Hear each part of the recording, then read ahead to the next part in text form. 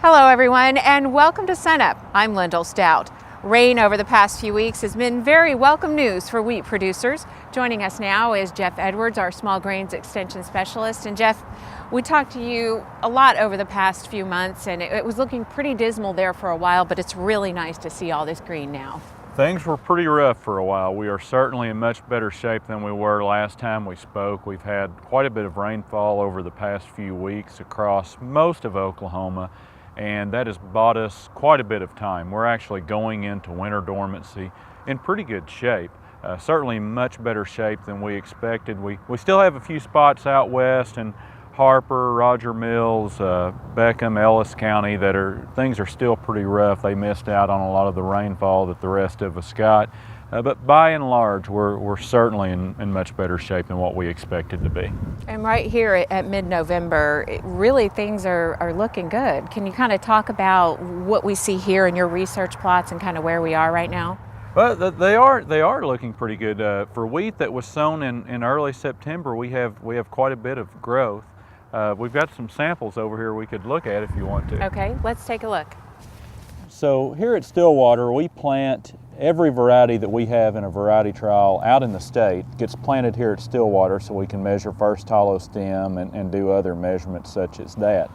This wheat was planted in early September, and you can see it has several tillers, 4 or 5, some of them even 7 or 8 large tillers at this stage. Pretty large wheat, and actually wheat that is this large, if this was out in the state, hopefully it would have cattle on it by now. Wheat that is this big really does need to be grazed because it can get too large this winter if it's not grazed. So as long as you've had moisture, if you've got wheat in this condition, you're one of the lucky few. This is great. This wheat was sown in mid-October, and it's not as large as what we're used to seeing in Oklahoma, but it's still in pretty good shape. You can see on these plants that we have one main tiller, another tiller with 2 to 3 unfolded leaves. That's great, and a third one that started. And by the time this wheat goes dormant, it'll have 3, maybe 4 good healthy tillers, and that's just where we want to be. So that's perfect for grain-only wheat.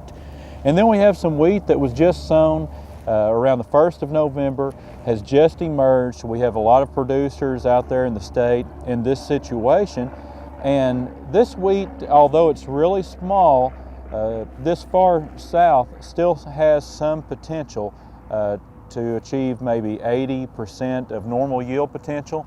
As long as we have favorable conditions for tillering this winter, it's top dressed in a timely fashion, you can still make a good crop with wheat that's even this small.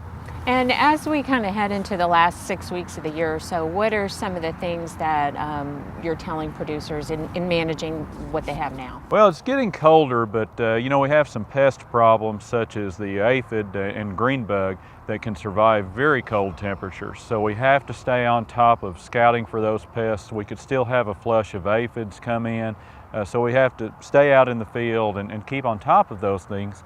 The other advantage, or one thing advantage that we have here in Oklahoma that they don't have in, say, Kansas or Nebraska, is that typically we will get a spraying window sometime in November where we can still make some herbicide applications.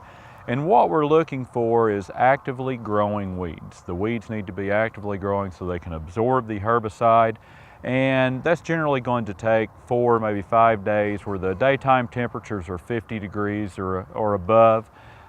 Just some mild conditions, not much wind, and hopefully we'll get a window and get some of those weeds taken care of in November.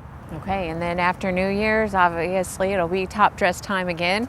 It is, and fortunately we've got a pretty good looking crop right now. If we look as good around the 1st of the year as we do right now, it's certainly going to be a year where we need to apply top dress nitrogen. That's going to pay off for producers and also help bring that wheat protein up a little bit. Right, and those quality issues, always important. We'll talk more with you about that next week in our wheat quality special. Jeff Edwards, thanks a lot.